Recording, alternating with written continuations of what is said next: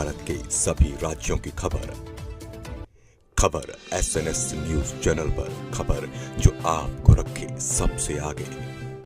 नमस्कार, मैं विशाल पटेल। खबर SNS टीवी में एक बार फिर से आपका स्वागत है। आइए ले चलते हैं उत्तर प्रदेश की कुछ खास खबरों की ओर और दिखाते हैं आशीष सिंह की यह खास रिपोर्ट। नमस्कार, खबर SNS न्यूज चैनल में एक बार फिर से आपका स्वागत है। देखिए, इस समय हम मौजूद है जनपद जौनपुर लोकसभा मछली शहर के अंतर्गत मड़ियाहू विधानसभा पड़ता है। आज इस मड़ियाहू विधानसभा में, इस रानापुर ग्राम सभा में एक कार्यक्रम रखा गया है। इस कार्यक्रम के जो आयोजक हैं इंजीनियर भुआल चंद पटेल जी के द्वारा एक बड़ा कार्यक्रम का आयोजन किया गया है, सर्व समाज भाईचारा सम्मेलन। क्या कहना चाहेंगे, आपके मन में यह विचार कहाँ से आया कि इन सारे समाज को इकट्ठा करने के लिए इतना बड़ा कार्यक्रम आपने यह रखा? विचार तो ऐसा है कि हम सबके बीच में रह रहे हैं, हमारे सारे दोस्त यार भाई बंधु यहाँ पे हर समाज से हैं जी। तो एक विशेष समाज से हट करके मुझे लगा कि हमने सर्व समाज को बुलाना चाहिए और सभी भाई बंधु आपस में मिल करके एक अपनी विचारधारा को आगे बढ़ाते हुए इस देश के विकास में अपना सहयोग दे सके, इसीलिए हमने इस कार्यक्रम का आयोजन किया है जी। बिल्कुल, क्या लग रहा है कि एक माहौल आप जो तैयार कर रहे हैं, लगातार देखा जाए तो जब भी आप आते हैं यहाँ तो एक बड़ा कार्यक्रम को आप रूप देते हैं, तो एक मन में विचार आया कहाँ से आपके?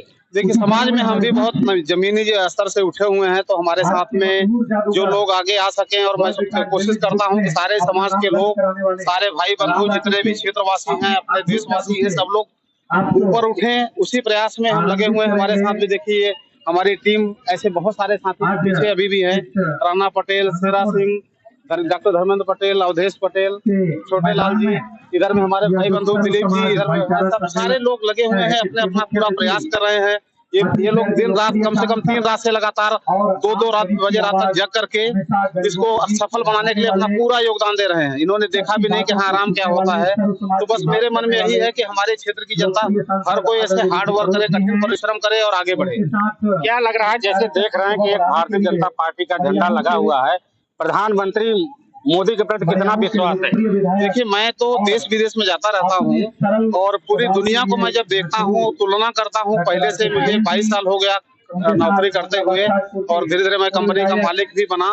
तो मुझे जो है कि ये देखने को मिला कि हमारे देश का जो नाम है, लोगों का सम्मान जो भारतीयों के प्रति है विदेशों में, वो बढ़ा है।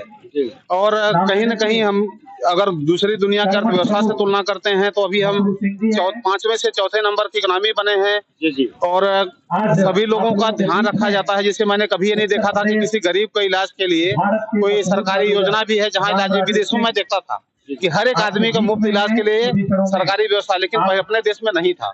ये मोदी जी के आने के बाद ही संभव हो पाया है। तो मुझे लगा कि हमारे यशस्वी प्रधानमंत्री जी देश के गरीब जनता को भी ध्यान में रख के किसानों के लिए सम्मान निधि दिया, उन्होंने आवास की योजना है, स्वच्छ शौचालय, तो बहुत सारी योजनाएं हैं। नरेगा के तहत जिनको नौकरी पेशा नहीं है उनको भी थोड़ा कुछ काम मिल जाए। तो उस सबको देखते हुए मुझे देश का जो एक गौरव, प्रधानमंत्री, बिल्कुल, आप विदेश में रहते हैं, बेल्जियम में रहते हैं, क्या माहौल रहता है जब प्रधानमंत्री जी को लेकर, मोदी को लेकर क्या चर्चा रहती है? देखिए, अभी हम वहाँ के देशों के जो हम लोग बात करते हैं, पहले उनके मन के अंदर एक भावना रहती थी कि हिंदुस्तान में ठीक है, लोग हैं ओके, टैलेंट है ओके, लेकिन वो लोग ऑर्गेनाइज नहीं है। उनके अंदर में बहुत क्षमता है, लेकिन उनके अंदर एक ऐसा लीडरशिप स्किल कम, वो पीछे पीछे फॉलो कर सकते हैं, उनके अंदर आगे बन के लीडरशिप स्किल नहीं है। दूसरे देशों के नेताओं के पीछे पीछे हाथ जोड़ के खड़े रहते हैं, लेकिन मोदी जी आने के बाद उनको लगता है ये सीना तान के हमारे सामने चलता है, हमारे बराबरी चलता है, बल्कि उल्टा वो लोग इनके पीछे चलते हैं। ये सबसे बड़ा परिवर्तन आया है। तो ये बहुत महत्वपूर्ण, हमारे सभी भारतीयों के लिए गर्व का विषय है। हमारी अपने अलग विचारधाराएं हो सकती है, मान्यताएं हो सकती हैं, अपने अपने स्वार्थ हो सकते हैं, लेकिन जहां तक देश की एकता अखंडता की बात आती है या देश को आगे करने की बात आती है, मोदी जी जैसा हमने अभी तक कोई देखा नहीं। बिल्कुल, आपका कहना है कि विजन एक होना चाहिए। बिल्कुल, बहुत विजन जो अभी तक मैंने देखा, जिसे मोदी जी को ये देख रहा हूँ, अभी हमारे मुख्यमंत्री जी भी है, योगी जी भी, इन लोगों को अगर देखा जाए तो व्यक्तिगत क्या स्वार्थ हो सकता है। अगर हमारे पास परिवार है, हम लोग कोशिश करते हैं कि हमारा परिवार सबसे आगे उठे। इनका तो पूरा देश ही परिवार है, ये तो पूरे देश को अपना परिवार मानते हैं, तो इसलिए पूरे देश के लिए सोचते हैं। तो यही फर्क है बाकियों में और इनमें कि हाँ, ये लोग पूरे देश को, जैसे इससे पहले माननीय अटल बिहारी वाजपेयी जी थे, वो भी सोचते थे कि हमारा देश कैसे ऊपर जाए। अगर हम देखेंगे उन्होंने सीटीबीटी में हस्ताक्षर नहीं किया था, उन्होंने परमाणु परीक्षण किया, सारी दुनिया विरोध करती रही। वैसे ही मोदी जी सारी दुनिया विरोध करती रही, पड़ोसी विरोध करते रहे, लेकिन धारा 370 35A हटा ही दिया। तो ये किसी और के बस की बात नहीं।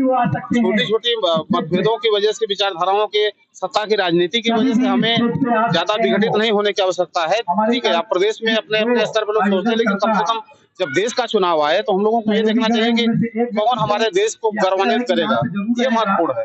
बिल्कुल। तो जैसा कि आज हमारे साथ जुड़े हुए थे इंजीनियर भुआल चंद पटेल जी के, जो लगातार एक विजन के रूप में यहाँ पे कार्यक्रम को आयोजन किए हैं। तो बने रहे खबर SNS टीवी के साथ। हमारे बीच